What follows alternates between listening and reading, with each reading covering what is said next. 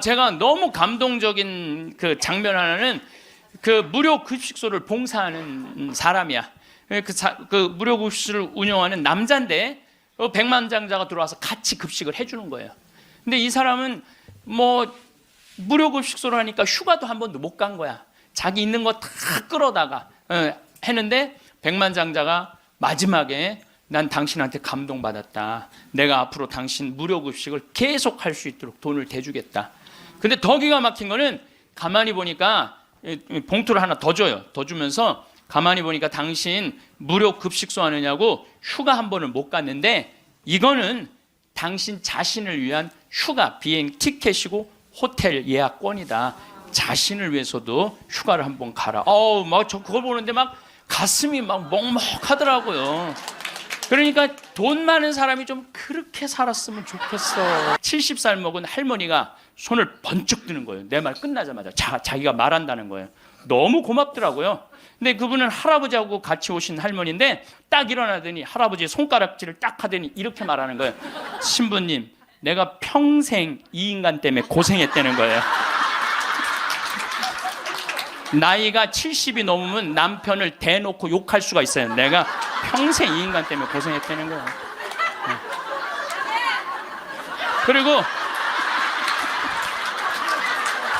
그리고 자기가 자식 셋 키웠는데 70이 됐는데 자기한테 자식들이 고맙다고 말 한마디 안 하고 남편이 그 잘난 반지 목걸이 한번 사준 적이 없다는 거예요. 속에서 우라통이 터지더래요. 내가 그렇게 고생을 해서 자식들을 키우고 남편 뒷바라지를 했는데 나의 고생을 알아주는 사람이 하나도 없더래. 갈비 먹고 싶을 때 와서 갈비 사주는 놈 한 놈도 없다는 거예요. 근데 어느 날 갑자기 내가 방송에서 나오더니 그러더래요. 늙어서 왜 갈비가 먹고 싶으면 자식이 사줘야 되냐.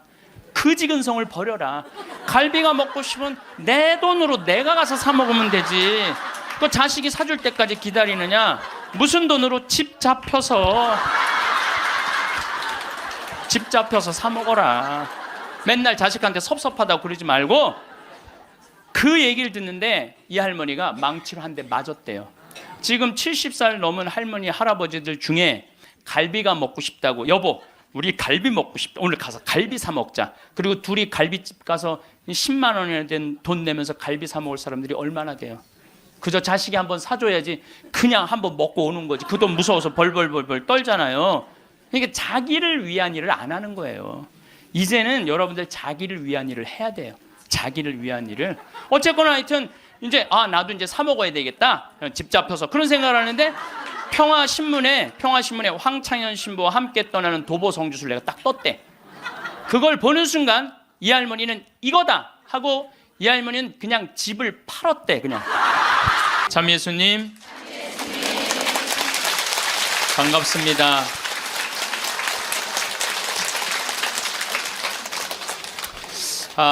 제가 여러분들한테 지금 죽음 껴안기라는 주제로 강의를 하고 있습니다. 우리가 죽는 게 참 싫은 이유는 두려움 때문에 그렇습니다. 두려움, 막연한 두려움이 있어요. 죽고 난 다음엔 도대체 어떤 세상이 펼쳐질 것인가. 그런데 제가 말씀드렸듯이 죽고 난 다음에 우리는 천당에 가요. 네. 왜 천국에 가느냐면은 이 추운 날 그 눈길을 마다 않고 여기 와서 이렇게 쪼그리고 앉아서 강의 듣겠다 그러는 여러분들은 슬기로운 처녀들이에요. 네. 기름 종지에 기름이 오늘 또 한 방울 또 모아진 거예요. 네. 그러니까 여러분들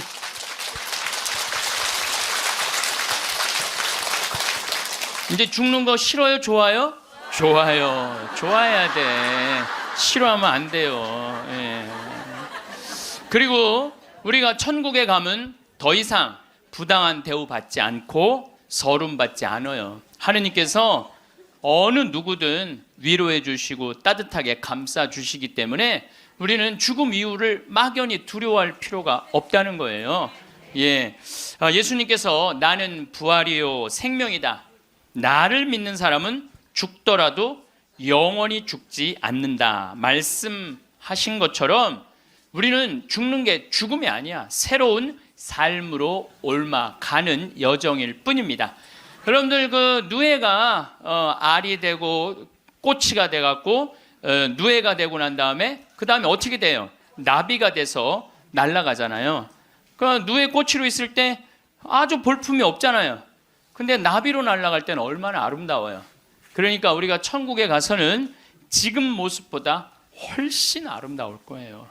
그랬더니 어떤 분이 딱 미국에서 강의를 하는데 맨 앞에서 강의를 열심히 듣던 분인데 굉장히 뚱뚱해요. 그런데 그분이 손을 들더니 신부님 나도 천국에 가면 날씬해지고 아름다워집니까? 그렇게 물어보더라고요.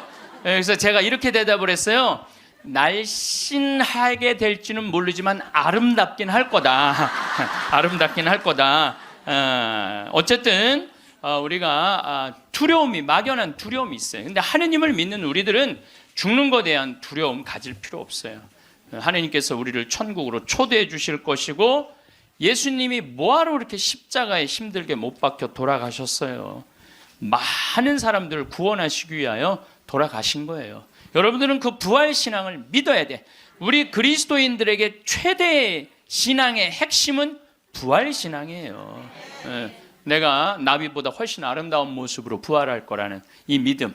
그래도 죽는 게 싫어. 뭐 때문에 그래? 생이별 때문에 그래. 생이별. 아무리 죽어서 천당 간다 하더라도 이 세상에 죽으면 더 이상 사랑하는 아내 볼 수 없고 남편 볼 수 없고 자식 볼 수 없고 부모님 볼 수 없기 때문에 이 생이별, 죽음 때문에 생이별이 되는 거예요.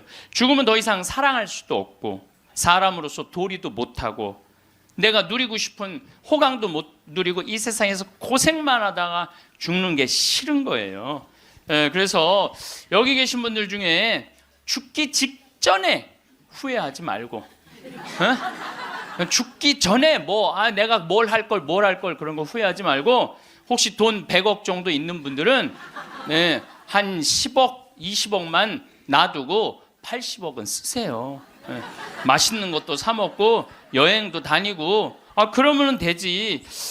제가 요즘 바빠서 텔레비전은 거의 못 보지만은 BBC에서 아주 재미난 프로그램을 해요. 영국 BBC에서 백만장자가 자기 신분을 감추고 아주 힘들게 사는 동네에 들어가는 거예요.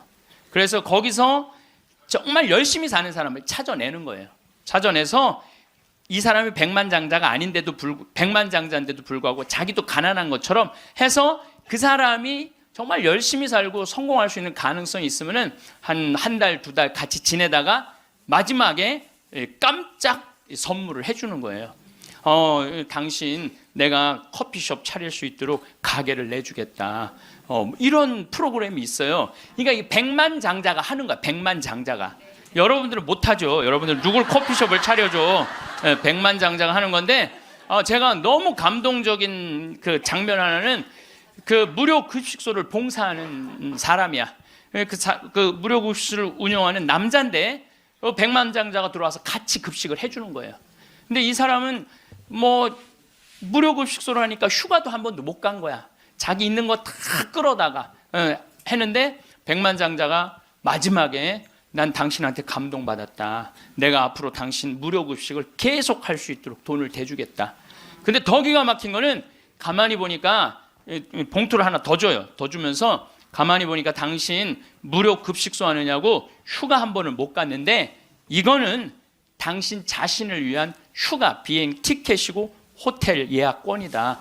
자신을 위해서도 휴가를 한번 가라. 저 그걸 보는데 막 가슴이 막 먹먹하더라고요. 그러니까 돈 많은 사람이 좀 그렇게 살았으면 좋겠어.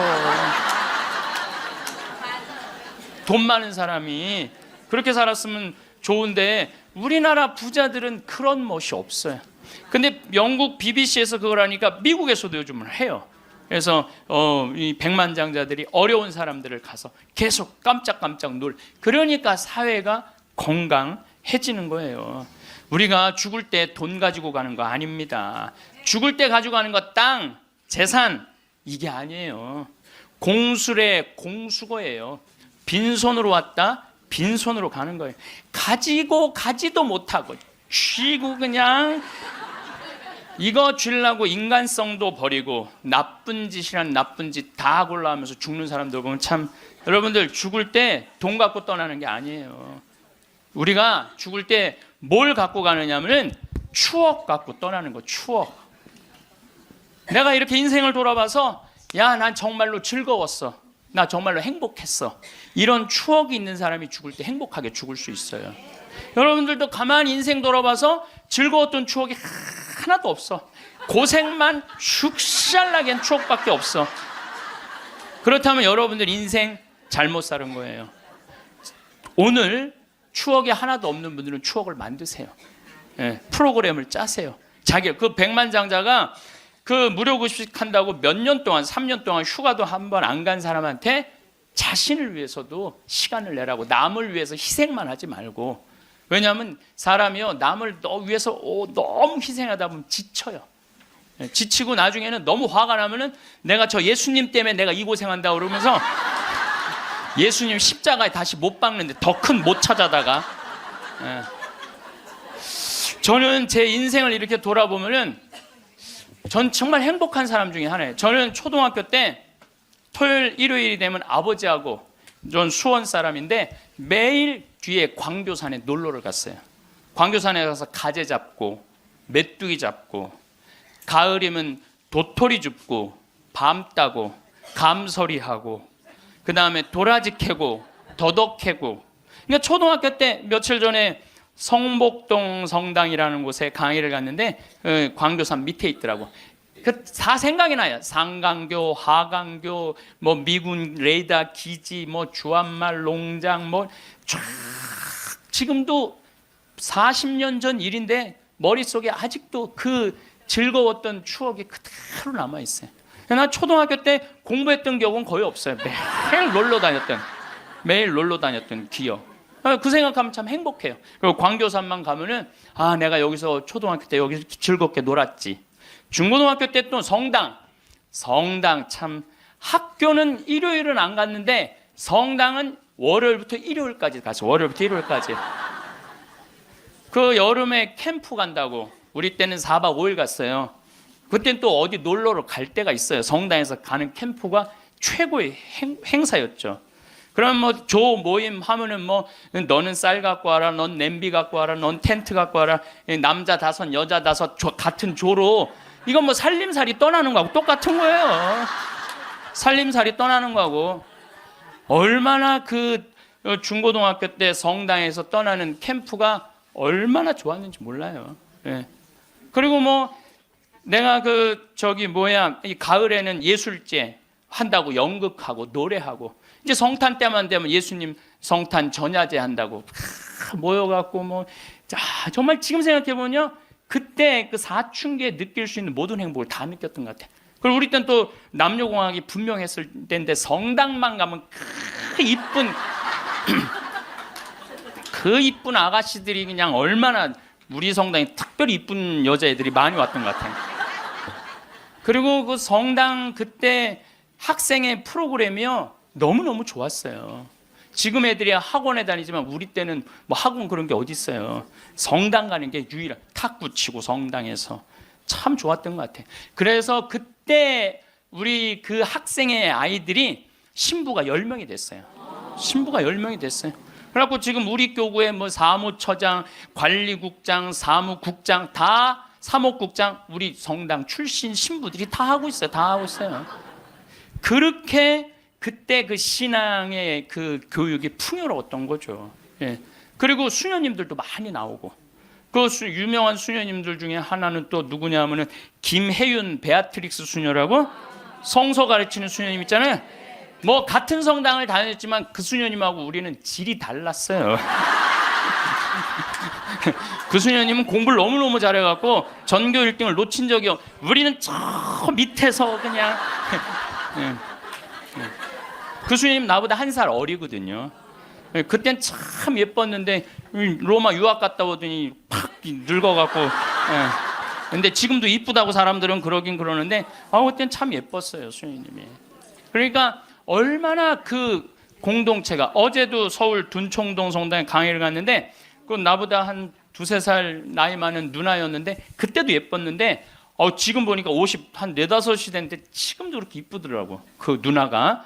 어제 너무 만나서 반가웠는데 그 누나도 아들이 지금 서울신학교 2학년 지금 다니고 있다는 거예요.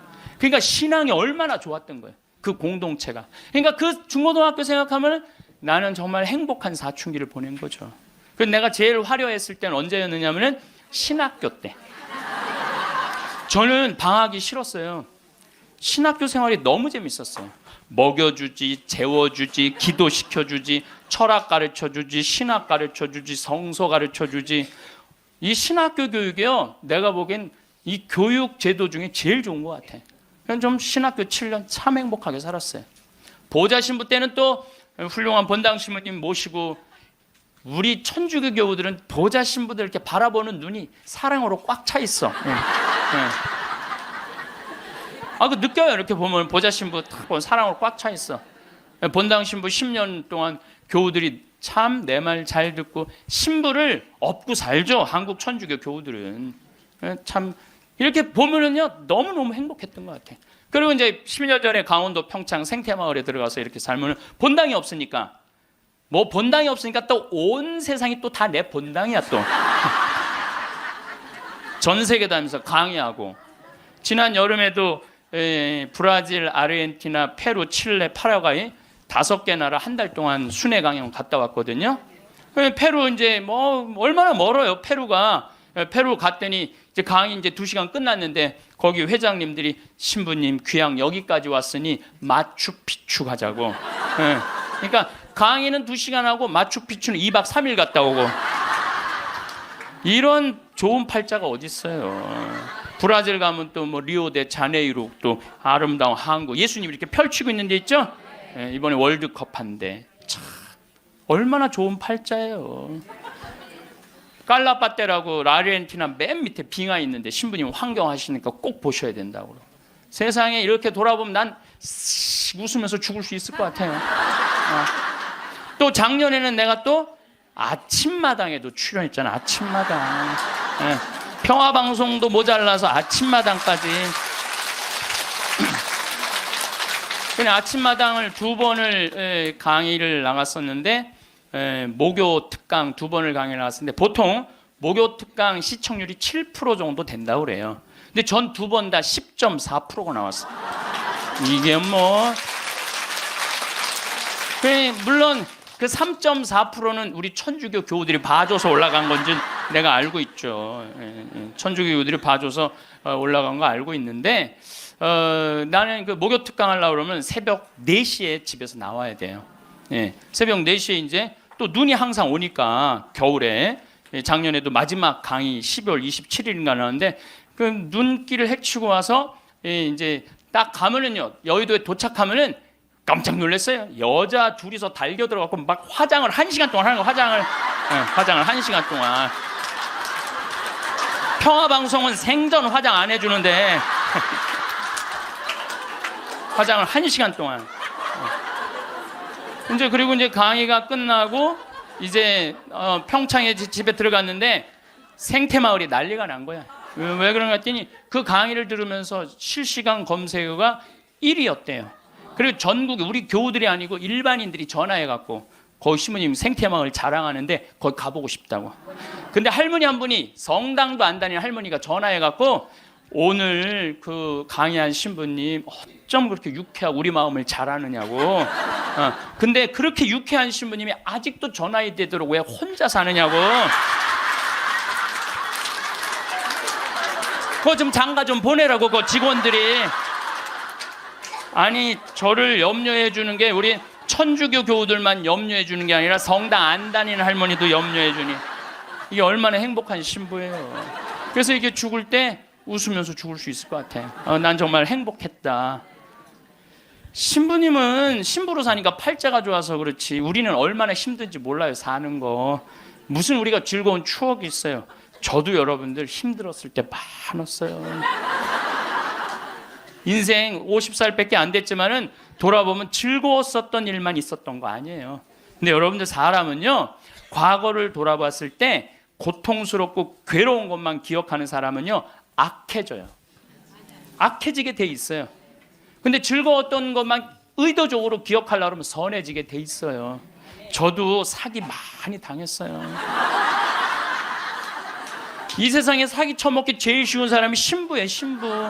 세상 물정 모르니까 사기도 많이 당했고 배신도 많이 당했어요. 그래갖고 아픔이 많았었어요. 근데 가만히 내 인생을 돌아보면 내가 사기당했을 때 내 상태가 어땠었냐면 욕심이 꽉 차 있었을 때. 그러니까 내가 강의 때 여러분들 욕심 부리지 말라는 게 그냥 하는 말이 아니라 이 온 몸에서 경험을 하고 나온 말이에요. 온 몸에서 경험을 하고 나온 얘기, 그냥 하는 얘기가 아니에요. 온 몸에서 나온 거죠. 또 뭐 배신도 많이 당했고. 그런데 내가 이렇게 요한복음을 읽어보면 예수님이 막 이 루카복음에도 마테오복음에도 이런 악마가 와서 유혹을 해요. 돌도로 빵대라고 그러고 산에서 뛰어내리라고 그러고 성당에서 교회 종탑에서 뛰어내리라고 그러고 그랬을 때 예수님이 한마디 한마디가 그게 다 내 인생에 나도 저런 유혹이 있는데 예수님은 안 빠졌는데 난 다 빠졌던 거야. 나는 다 빠졌던 거야. 그러면서 제가 깨달은 게 있어요. 아, 욕심 부리지 말아야 되겠구나. 그리고 하느님을 더 사랑해야지 사람을 더 사랑하면은 꼭 고통이 오는구나. 그리고 이제 좋았던 것만 기억을 하는 거야. 나빴던 기억을 자꾸 하면요 인생이 우울해요. 습관이에요, 습관. 여러분들 그 불행한 사람들 며칠 전에 그 신문에 아주 재미난 게 나왔어. 불행한 사람 10가지 특징이 나왔어. 자신과 남의 단점만 본다. 불행한 사람들은요 자신과 남의 단점만 본대요. 그 다음에 두 번째, 변화시킬 수 없는 것에 대한 걱정을 한다. 그러니까 과거를 집착하는 거야. 과거에 내가 왜 그랬을까? 안 바뀌어요, 과거는. 그 다음에 쉽게 포기한다. 뭘 하다가 그냥 금방 포기하는 사람, 이 사람 불행해진다는 거죠. 운동을 하지 않는다. 운동하는 사람이 행복해요. 그래서 여러분들 꼭 운동하셔야 돼요. 뭐 이건 이번 다음 달 강의에 꼭 하겠지만은, 그 다음에 성취 불가능한 목표를 세운다. 성취 불가능한 목표를 세운다. 건강에 좋지 않은 음식만 골라 먹는다. 그러니까 우리가 행복하려면 건강에 좋은 음식을 먹어야 돼. 우리 청국장 가루 같은 거 이런 거 얼마나 좋아요. 이 청국장 가루 같은 거.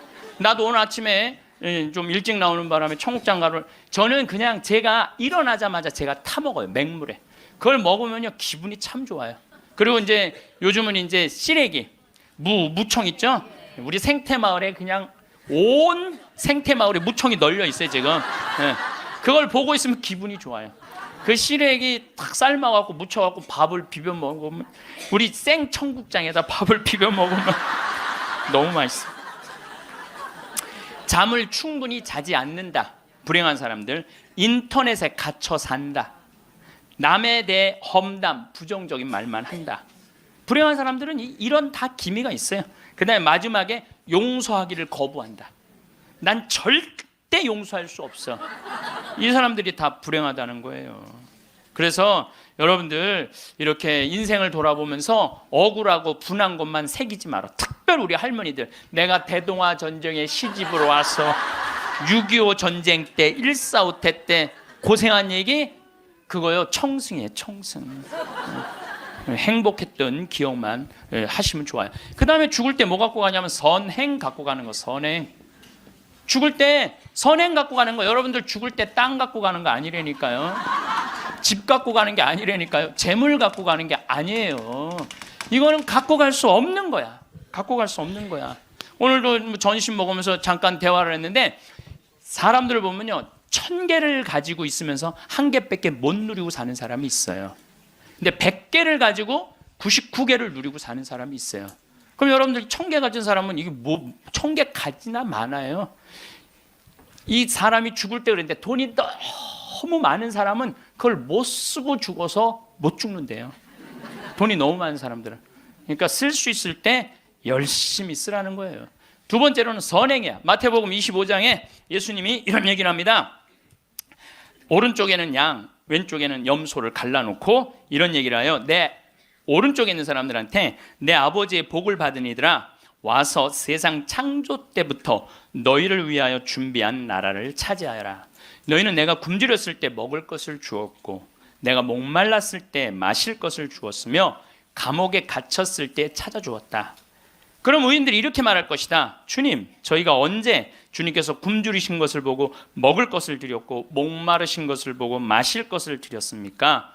언제 주님께서 나그네 되신 것을 보고 따뜻히 맞아 드렸고 헐 벗으신 것을 보고 입을 것을 드렸습니까? 언제 주님께서 병드시거나 감옥에 계신 것을 보고 찾아가 배웠습니까? 그럼 임금이 대답할 것이다. 내가 진실로 너희에게 말한다. 너희가 내 형제들인 이 가장 작은 사람. 여러분들, 그래서 저는 이 단어를 참 요즘 많이 묵상을 해요. 내가 만나는 사람들 중에 작은 이들 가운데 한 사람에게 해준 것이 곧 나에게 해준 것이다. 얼마 전에 우리 아파트 경비병이 분신 자살해서 세상을 떠났잖아요. 가장 작은 이한테 해준 게 누구한테 해준 거야? 예수님. 이 지금 대한민국 사람들이 이 말씀을 새겨야 돼요. 돈 좀 벌었다고 작은 이들을 무시하는 이런 사회, 이 왼편 염소 쪽으로 가는 거예요.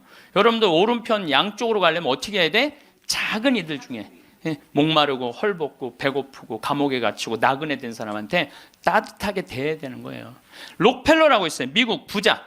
이 사람 죽었는데 얼마나 부자냐면 1850년도에 태어난 사람인데 55살에 전 세계의 90%를 줘요. 세계에서 최고로 부자였어요. 55살에 이 사람이 불치병을 딱 판정을 받아요. 1년밖에 못 산다고. 1년밖에 못 사니 전 세계 최고의 부자인데 55세 1년밖에 못 사니 얼마나 기가 막혀요. 병원에서 탁 나오는데 이렇게 보니까 병원 정가운데 뭐라고 써 있느냐면은 받는 자보다 주는 자가 행복하다. 그거를 봐요. 그거를 보고 막 가슴에 전율을 느껴요. 어떤 전율을 느끼냐면 자기는 돈이 그렇게 많은데도 준 적이 없는 거야. 막 회사 병합하고 뺏고 막 이랬거든요. 아주 냉혈한이었어요. 예. 완전히. 그래갖고 가만히 나는 그 많은 돈 중에 준 적이 없네. 준 적이 없네. 여러분들 마음 가끔 이렇게 말하는 분들이 있어. 누가 나 좀 돈 좀 안 주나? 이 사람 불행한 거예요. 이 사람 무조건 불행한 거예요. 내가 누구 돈 좀 줘야지 이 사람이 행복한 거예요. 항상 얻어먹을 자세가 돼 있는 사람은 불행한 거예요. 주려고 그래야 돼. 주려고. 그래서 저는 본당 신부하면서도 교우들하고 밥을 먹어도 정말 내가 냈지 교우들이 돈 못 내게 했어요. 왜냐하면 가만히 보면 교우들 먹고 살기 바쁜데 자식도 공부시키고 월세 세금 내기 바빠 죽겠는데 신부한테까지 돈을 뺏기면서 밥을 사주는 거예요. 이게 그래서 나는 내가 다 정말 많이 냈어요. 그 처음에 신부님한테 밥 얻어 먹은 적이 평생에 처음이라는 교우들을 참 많이 봤어요. 신부님 무슨 돈이? 나 돈 많아. 나는 강사료도 많고 인세가 또 많이 들어오잖아요. 나는 인세도 많이 들어오고 그래서 난 많으니까 걱정하지 마라. 그래갖고 난 다 사줬어요. 그래도 난 내 주머니에 한 번도 돈이 떨어져 본 적이 없어요. 이게 언제 들어오냐면 내 영명 죽일 때 다 들어온다니까요. 내 영명 죽일 때. 그리고 예수님이 뭐라고 그러냐면 5,000명 빵 먹일 때 너희들이 줘라. 그러니까 제자들이 이제 이 많은 사람들 어떻게 우리가 주냐 그러니까 예수님이 이런 말을 해요. 너희가 거저 받았으니 거저 주어라. 참 이 말이 전 좋아요. 우리가 나누지 못하기 때문에 인생이 괴로운 거죠. 그래갖고 록펠러가 나는 이렇게 많이 줄 수 있는데 내가 하나도 못 주고 죽는구나. 근데 마침 그 병원에서 호텔 로비에서 딸아이 입원비가 없어갖고 막 병원 사람들한테 제발 내 딸 좀 입원 시켜달라고 막 울며 불며 매달리는 엄마를 봐요. 록펠러가 그걸 보고 비서를 시켜서 병원비를 대주라고. 병원비를 대줬는데 그 소녀가 기적같이 나요. 록펠러가 너무너무 행복한 거야. 야, 나도 이렇게 나누니까 이렇게 좋으네.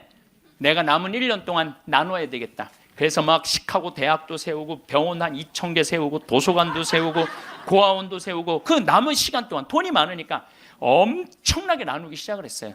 근데 그렇게 나누다 보니까 록펠러가 이 55세 죽는 데는 록펠러가 98까지 나누다 죽었습니다. 98까지 나누다 죽었어요. 그러면서 죽으면서 록펠러가 이런 얘기를 해요. 어떤 얘기를 하느냐면 내가 쉬려고 그랬던 55년은 쫓기고 살았다는 거야. 인생을 사람이 가지려고 그럴 때는요, 인생을 쫓기게 돼 있어요. 근데 내가 나누기 시작하면서부터는 내 삶은 기쁨으로 가득 찼다고 그래요. 기쁨으로 가득. 그래서 여러분들 신부님 저는 주머니에 돈 한 푼도, 돈이, 부처님이 그랬잖아요. 나눠라 그러니까 저는 부처님 아무것도 가진 게 없습니다. 부처님이 뭐라 그래요? 왜 네가 가진 게 없냐? 네가 사람들하고 대화할 때 따뜻하게 웃어주는 것도 나누는 거다.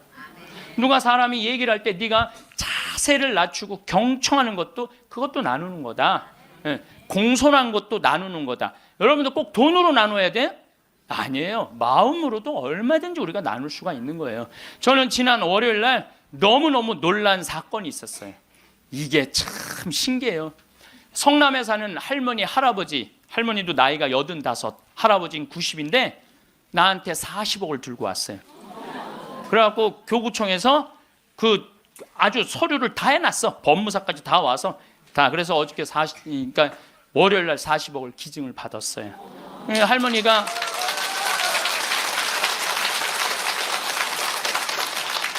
그러니까 되는 놈은 되는 거야.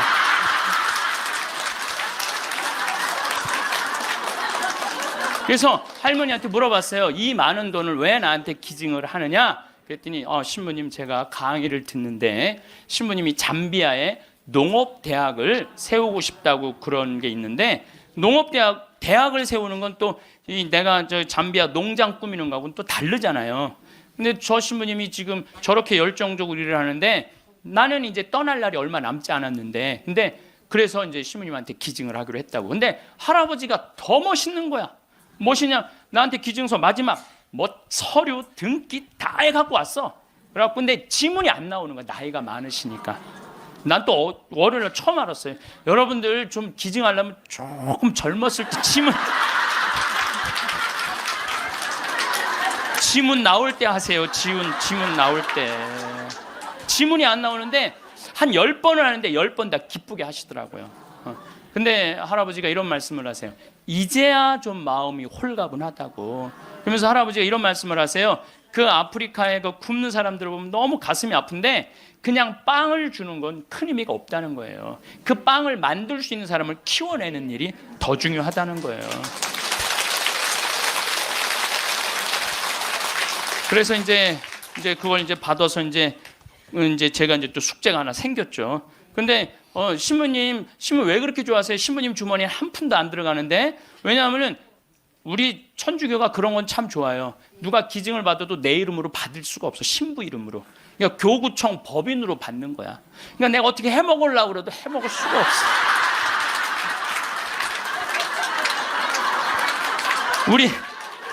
우리 주교님 도장을 훔쳐야지 해먹을 수 있는 거니까. 주교님 도장을 훔쳐야지. 근데 그 할아버지가 더 기가 막힌 말씀을 하셨어요. 어떤 말씀을 하셨느냐면은 신부님 아들한테 물어봤대요. 내가 이거를 40억을 신부님한테 기증하기로 했다. 그랬더니 아들이 아버지 기증하세요. 나 넓은 집이 있고 직장이 있는데 그거 돈 많으면 머리 아파요. 그 아들도 기가 막히죠. 아니 뭐 법적으로 뭐 소송도 한다는데. 그래서 여러분들 제가 말씀드리는 거는 우리가 죽을 때 갖고 가는 게 땅이 아니라니까요. 집이 아니고 재물이 아니에요. 뭐냐면 선행이야. 선행. 내가 뭔가 베풀 수 있는 선행이 있어야 돼요. 그래서 여러분들도 내가 돈이 없다라면 마음으로라도 나눌 줄 알아야 돼. 마음으로라도. 예. 그리고 죽을 때 갖고 가는 건 결정적인 건 믿음이야. 믿음이 없는 사람은요 노잣돈 없이 떠나는 거예요.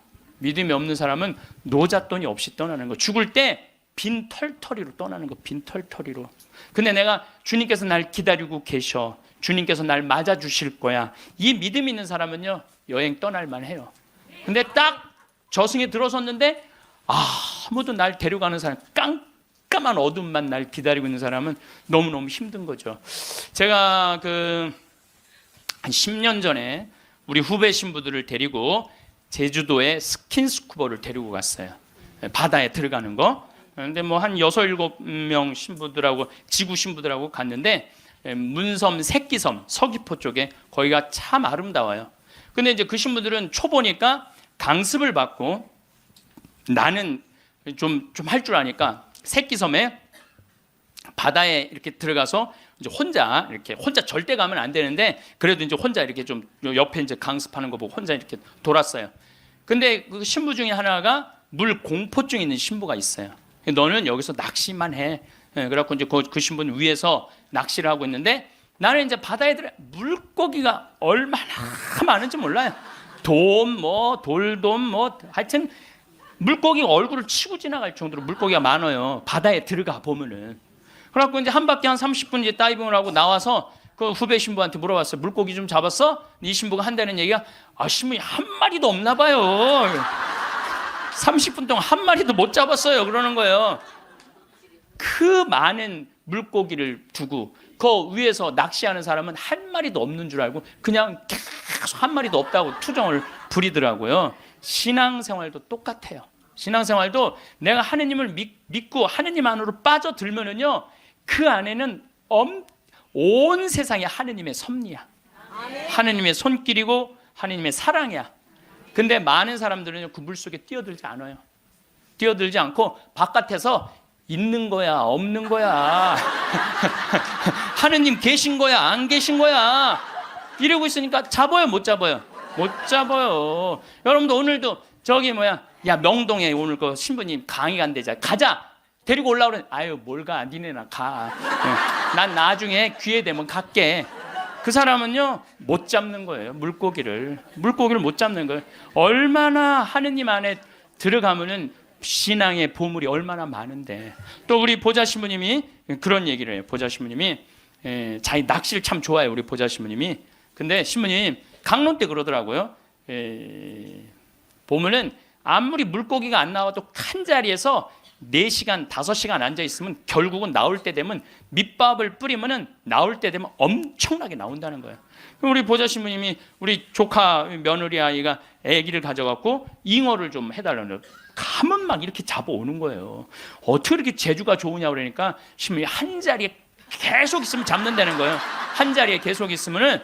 근데 자기가 낚시터에 가보면 한 마리도 못 잡아가는 사람이 있대. 어떤 사람이냐면 1시간씩 옮기는 사람이에요.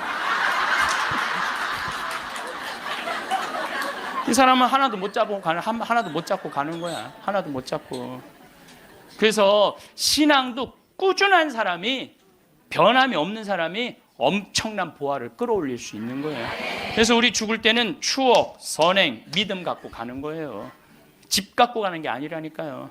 어쨌든 내가 지난 2월 달에 이제 성주순례 이제 가서 이제 갈릴레아 호수를 도는데 그 갈릴레아에서 3일을 머물었어요. 갈릴레아가 신앙의 유산이 너무 많아요. 5,000명 먹이신 빵의 기적도 갈릴레아 호수에서 했지. 산상 설교도 갈릴레아에서 했지. 풍랑 걸은 데도 갈릴레아지. 제자들하고 예수님하고 만난 데도 갈릴레아지. 얼마나 많아요. 그러니까 거긴 3일을 머물렀죠. 3일을 머물고 이제 저녁에 이제 모여갖고 80명 순례자들한테 오늘 느낀 신앙의 감동을 나눔 얘기를 하자고 그랬어요. 근데 참 우리 천주교 신자들은 이상하죠. 말 그렇게 잘하다가도 말씀 나누게 하자 그러면 입을 다물어. 말씀 나누게 하자 그러면. 내가 아는 몇몇 연예인도 있으면 연예인들을 만나고 얘기를 하면 신앙이 너무너무 좋아요. 그런데 방송에만 나가면 절대 말 안 해. 신앙에 대해서. 신기해. 개신교 성도들은 간증하라고 그러면 그냥 뛰어나가고 서로 하려고 그러는데 우리는 그냥 잘 놀다가도 자 지금부터 말씀 나누기 전에 내가 묵상을 했어요. 왜 우리 천주교 교우들이 이렇게 입이 무거운가. 내가 묵상을 했어요. 답을 찾아냈어요. 요셉 성인 닮아서 입이 무거운 거. 요셉 성인 닮아서. 요셉 성인이 참 입이 무거워요. 보면은 아니 장가를 가려고 딱 했는데 마리아가 애를 배 갖고 온 거야. 기가 막히잖아요. 나는 손도 잡은 적이 없는데 그럼 일반 사람이면 뭐라 그럴 거냐. 친구들한테 야 얘기 좀 하자. 야 난 너무 고민이 있어. 아니 마리아가 결혼도 하기 전에 애를 배웠네. 이거 어떻게 하면 좋지? 분명히 이렇게 얘기했을 거예요. 근데 요셉 성인은 아무한테도 말하지 않고 혼자 파혼하기로 혼자만 마음속으로 생각을 해. 우리 천주교 교우들하고 똑같은 거예요. 12살 때 예수님 3일 동안 잃었다가 3일 만에 찾았어. 3일 동안 근데 나는 요셉 성인도 참 대단해요. 내 애도 아니고 그렇잖아요. 내 애도 아니고 마누라도 내 마누라도 아니야. 사실은 그렇잖아요. 그런데 그 아이하고 그 엄마를 12년 동안 책임졌다는 건요, 보통 사람 아니면 못해요. 참 무직한 분이죠. 근데 3일 만에 잃어버렸는데 얼마나 애가 타게 찾았겠어요. 찾고 난 다음에 성모님이, 얘야, 네 아버지와 내가 너를 얼마나 찾았는지 모른다. 나는 이 말도 참 묵상을 많이 하는 말 중에 하나예요. 성모님도 시집을 막상 오긴 왔는데 뱃속에 아기가 이씨 들어왔으니 얼마나 미안해요. 그러니까 항상 요셉성인한테 미안한 마음이 있었던 것 같아. 그래서 여러분들 3일 만에 잃었던 애를 찾았어. 그럼 여러분들 뭐라 할까? 이놈의 새끼, 내가 너 얼마나 찾았는지 알아? 분명히 이랬을 거야. 근데 성모님은 자기를 먼저 내세우지 않았어요. 자기 아이임에도 불구하고 얘야, 네 아버지와 내 남편을 인정해 준 거죠.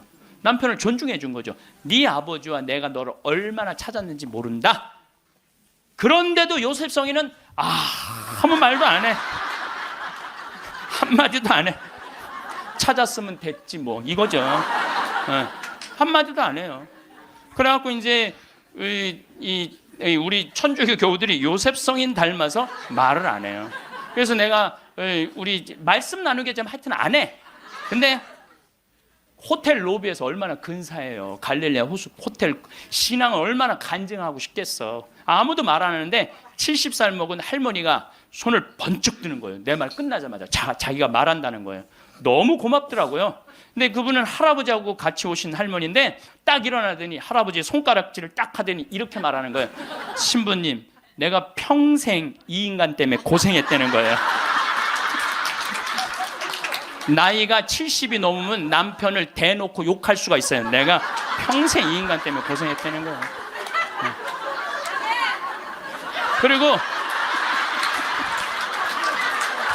그리고 자기가 자식 셋 키웠는데 70이 됐는데 자기한테 자식들이 고맙다고 말 한마디 안 하고 남편이 그 잘난 반지 목걸이 한번 사준 적이 없다는 거예요. 속에서 우라통이 터지더래요. 내가 그렇게 고생을 해서 자식들을 키우고 남편 뒷바라지를 했는데 나의 고생을 알아주는 사람이 하나도 없더래. 갈비 먹고 싶을 때 와서 갈비 사주는 놈 한 놈도 없다는 거예요. 근데 어느 날 갑자기 내가 방송에서 나오더니 그러더래요. 늙어서 왜 갈비가 먹고 싶으면 자식이 사줘야 되냐. 그지근성을 버려라. 갈비가 먹고 싶으면 내 돈으로 내가 가서 사 먹으면 되지. 그 자식이 사줄 때까지 기다리느냐. 무슨 돈으로 집 잡혀서 사 먹어라. 맨날 자식한테 섭섭하다고 그러지 말고. 그 얘기를 듣는데 이 할머니가 망치로 한 대 맞았대요. 지금 70살 넘은 할머니 할아버지들 중에 갈비가 먹고 싶다고, 여보 우리 갈비 먹고 싶다, 오늘 가서 갈비 사 먹자. 그리고 둘이 갈비집 가서 10만 원이나 된 돈 내면서 갈비 사 먹을 사람들이 얼마나 돼요. 그저 자식이 한번 사줘야지 그냥 한번 먹고 오는 거지. 그 돈 무서워서 벌벌 떨잖아요. 그러니까 자기를 위한 일을 안 하는 거예요. 이제는 여러분들 자기를 위한 일을 해야 돼요. 자기를 위한 일을. 어쨌거나 하여튼 이제 나도 이제 사 먹어야 되겠다. 집 잡혀서 그런 생각을 하는데 평화신문에 황창현 신부와 함께 떠나는 도보 성주순례가 딱 떴대. 그걸 보는 순간 이 할머니는 이거다 하고 이 할머니는 그냥 집을 팔았대. 그냥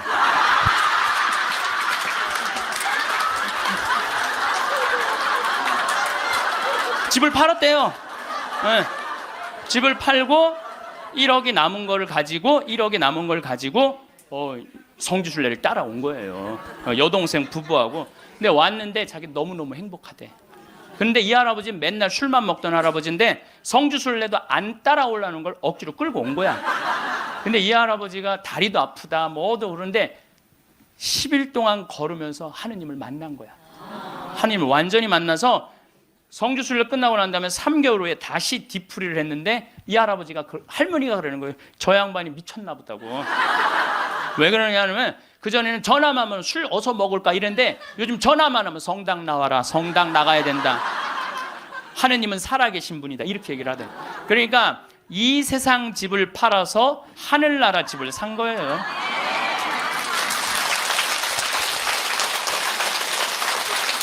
그러니까 여러분들도 제발 이 세상에 너무 얽매이고 연연하지 말라는 거예요. 내가 이번에 성주순례 가서도 너무 많은 걸 느꼈는데 그 대학생이 엄마 아빠를 따라온 거야. 인천공항이 딱 나를 바라보는 눈빛이 흰 눈동자 95% 까만 눈동자. 너 때문에 내가 여기 따라왔다. 근데 이 친구가 성주순례를 하루를 걷더니 이틀을 걷더니 눈빛이 바뀌는 거예요. 그러면서 마지막엔 이 친구가 이런 말을 하더라고요. 신부님, 저는 가슴이 지금 터질 것 같이 행복하다는 거예요.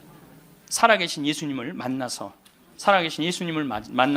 가슴이 터질 것 같이 행복하다는 거예요. 그리고 그 친구는 엄마 아빠가 길을 잃고 공부 굉장히 잘하는 아이였어요. 근데 지금 의대 공부를 한대요. 내가 아프리카에 좀 가서 봉사 좀 하자 그랬더니 그러니까 길을 찾은 거지. 그러니까 여러분들 제발 좀 죽기 전에 가지 말고 언제가? 지금 가세요. 지금 가세요.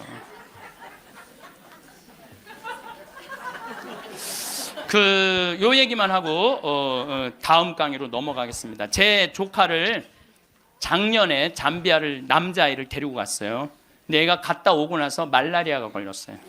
근데 빈센트 병원에 입원을 했는데 빈센트 병원에서 자기네들은 우리 풍토병이 아니기 때문에 컨트롤 못 한다는 거예요. 그래서 여기 국립 의료원으로 끌고 왔어요. 죽기 일보 직전이었어요. 내가 조카 하나 죽이나 보다. 내가 내 평생에 그렇게 열심히 기도했는데 하나님 제발 살려주십시오. 그래서 안 돼갖고 서울대 병원에 유명한 의사도 좀 해갖고 좀 어떻게 해갖고 어쨌든 하여튼 기도가 통했는지 살아났어. 근데 얘가 국립대학 다니다가 그거 끝나고 내가 대학을 때려쳤어요. 대학을 때려치고 삼촌 내가 죽기 직전까지 가보니까 내가 하고 싶은 거 해야 되겠어. 얘가 내 목소리하고 똑같아요. 그래서 뮤지컬 학과를 다시 간 거야. 요즘은 매일 뮤지컬 연극 지금 학교 다니면서 매일 공연하러 이 아이는 나 볼 때마다 삼촌 나 너무 행복해. 그러니까 여러분들 사람이 죽기 전에 후회하는 게 뭐냐면 왜 내가 그걸 못 해봤을까? 이걸 후회한다는 거예요. 그러니까 이 얘기는 내가 다음 시간에 할 텐데 죽기 전에 후회하지 말고 지금 하라는 거. 지금. 당신을 보면 괜히 눈물이 납니다.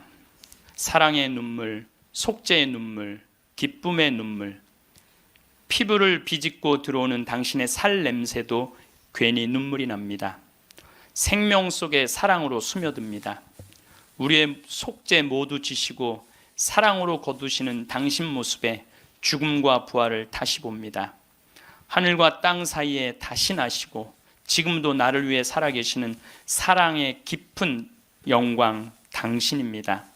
당신을 보면 괜히 사랑에 젖어 사랑의 눈물이 절로 납니다. 가시관 쓰신 모습, 피에 젖어도 인자한 모습에 눈물이 납니다. 십자가에 못 박혀 돌아가실 때 우리의 생명 다시 난 것을 마음 깊이 눈물 절로 납니다. 당신을 보면 괜히 눈물이 납니다. 오늘 강연 어떠셨나요? 오늘도 황창현 신부님께서는 우리에게 많은 지혜의 말씀을 나누어 주셨습니다. 신부님의 말씀을 마음에 깊이 새기고 살아간다면 우리의 남은 인생도 더욱 풍요롭고 행복해지리라 확신합니다. 지난 2022년 한국복지패널 조사 결과 부모 부양의 책임이 자식에게 있다는 의견에 응답자의 3.12%만이 매우 동의한다고 답했으며 그리고 18.27%는 동의한다고 응답했다고 합니다. 두 가지 응답을 합쳐보더라도 21.39%만이 부모를 자식이 부양해야 한다고 답했다는 건데요. 15년 전 조사 결과와 큰 차이가 있었습니다.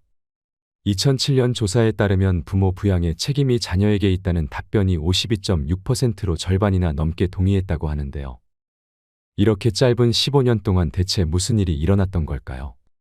이것은 가족관이나 성역할 등에 적지 않은 변화가 있었음을 보여주는 것입니다. 노인이나 자녀를 돌봐야 하는 부담을 오롯이 가족이 책임졌던 과거와는 달리 사회나 국가의 책임에 대한 인식이 커졌다는 겁니다. 우리나라 5060 퇴직세대는 자식 교육과 결혼 뒷바라지 등으로 노후 준비는 늦어지고 여기에 더해 조기퇴직이나 공적연금의 빈약과 같은 외부 요인까지 더해져 노후의 소득절벽에 직면하게 된다는 분석이 나왔다고 합니다.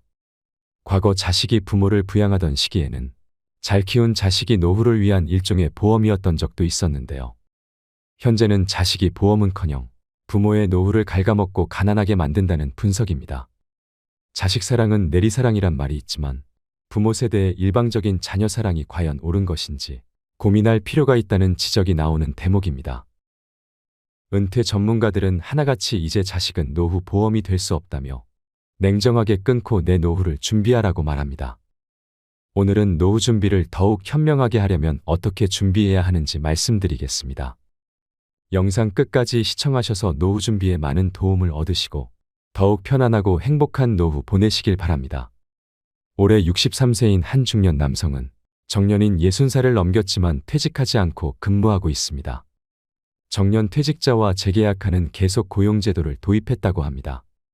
한국경영자총협회에 따르면 30인 이상 기업 1047개사 가운데 74.5%가 정년 직원을 계속 고용한 적이 있다고 합니다.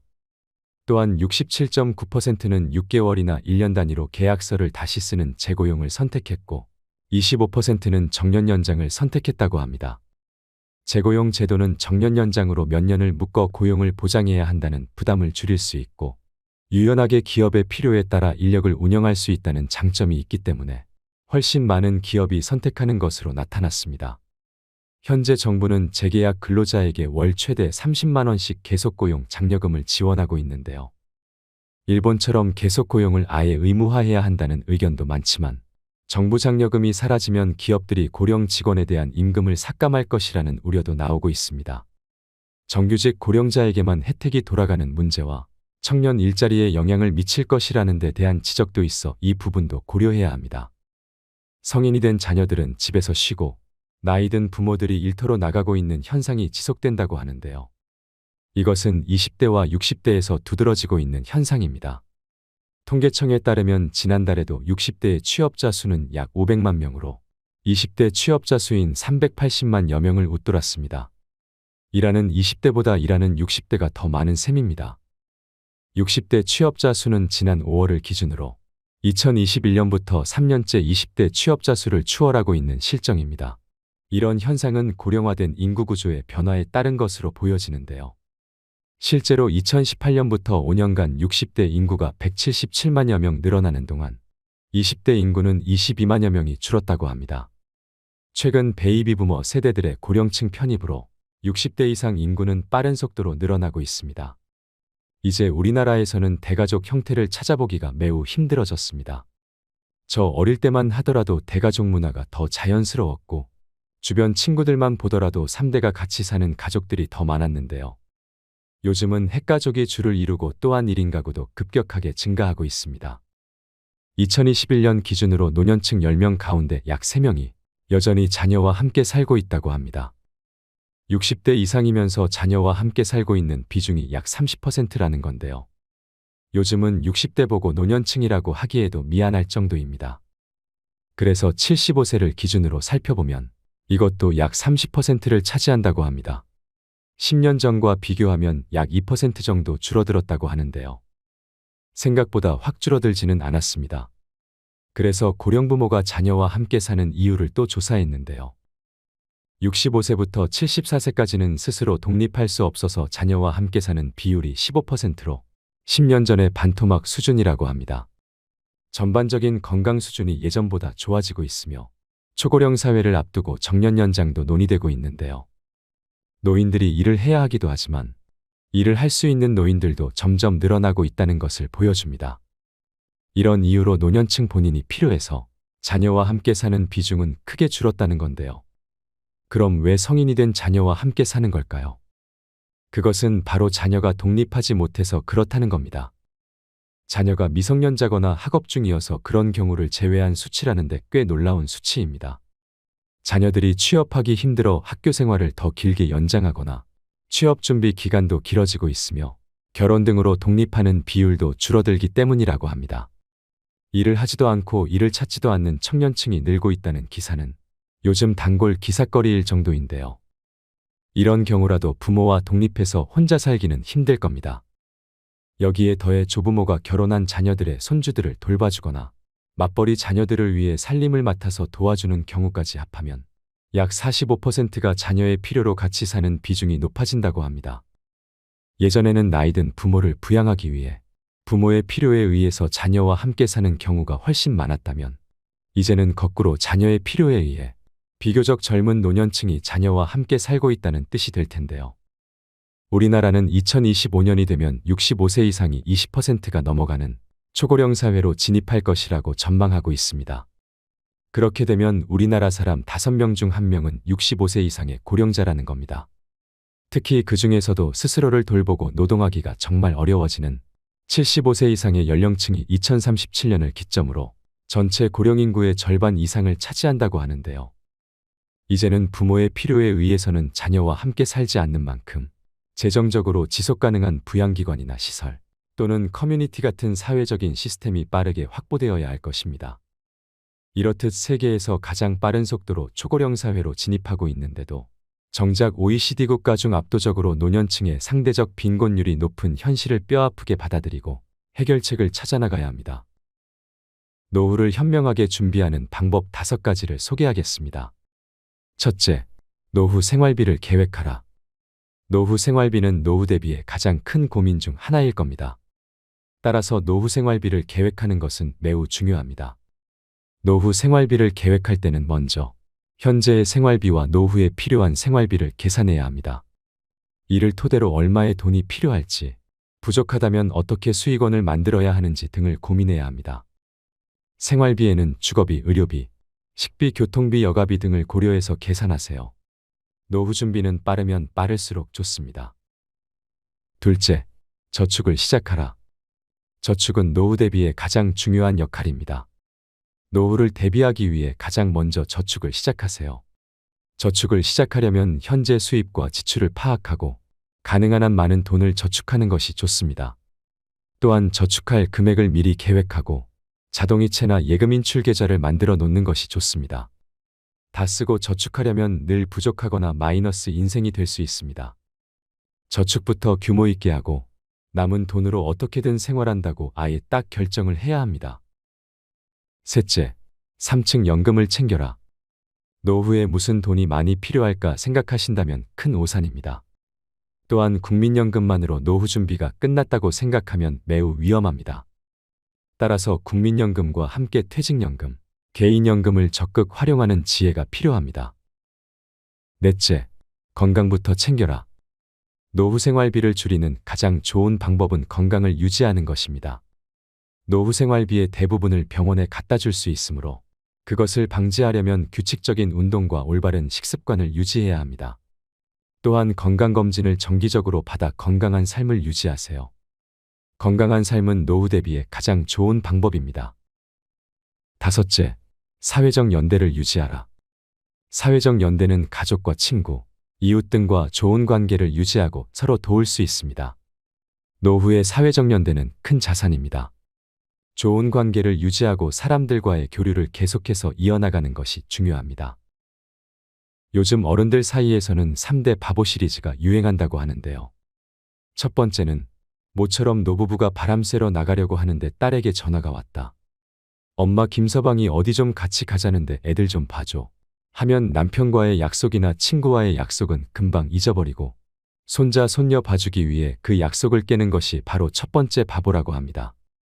두 번째는 우리 이러다 죽기라도 하면 애들 상속세 많이 내면 어쩌지. 그 상속세가 아까워서 미리 재산 다 물려주고 용돈을 타 쓰겠다고 하는 노부부라고 합니다. 이렇게 오래 살 줄 몰랐는데 한 30년쯤 살게 되면 과연 어떻게 될까요? 자식들이 상속받았다고 고마워하며 끝까지 잘 돌봐줄까요?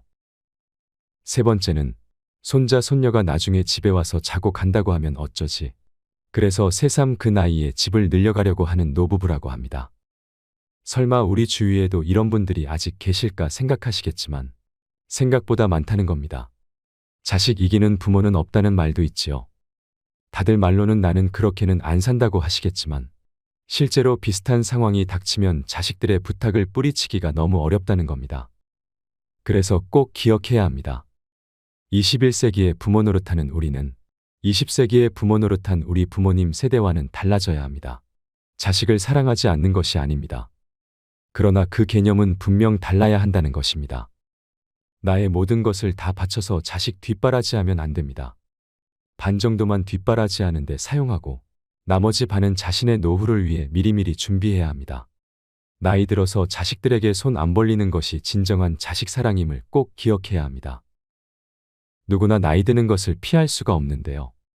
그런 만큼 누구나 노후를 어떻게 하면 잘 준비할 수 있는지 고민하고 또 고민해야 합니다. 솔직하게 말하면 고민만 하기보다 지금 당장 대비를 해야 합니다. 부모에게 자식이란 정말 중요한 존재입니다. 눈에 넣어도 아프지 않다. 자식을 위한다면 목숨이라도 내어주겠다고 말하고는 합니다. 그러나 자식이 다 크면 자식 인생은 자식 인생이고 내 인생은 내 인생입니다. 자식이 내 인생 대신 살아주지 못하고 나도 자식 위해 죽을 수 있다고 하지만 자식 인생 대신 살아주지는 못합니다. 냉정해져야 노후가 조금이라도 편안해집니다. 자식이 어려서는 무한한 애정을 쏟으시고 다 커서 성인이 되면 냉정한 사랑으로 바꾸어 주는 것이 부모가 주어야 할 사랑의 자세입니다. 그것이야말로 나도 살고 자식도 사는 길입니다. 자식들이 왜 이것밖에 안 주냐고 하면 부모들도 할 말은 꼭 하십시오. 노후에 너희들한테 손 벌리지 않으려고 그러니 오해하지 말라고 말입니다. 지금부터는 조금 이기적으로 사십시오. 내가 정말 행복한 것이 가장 우선입니다. 내가 행복해야 주변 사람들에게도 그 행복을 나누어 줄 수 있습니다. 오늘 내용 참고하셔서 더욱 행복한 노후를 준비하시는데 도움을 얻으시길 바랍니다. 오늘 내용이 도움이 되셨다면 소중한 주위 분들께도 공유 부탁드립니다. 구독과 좋아요는 제작에 큰 힘이 됩니다. 항상 건강하시고 행복하세요. 감사합니다.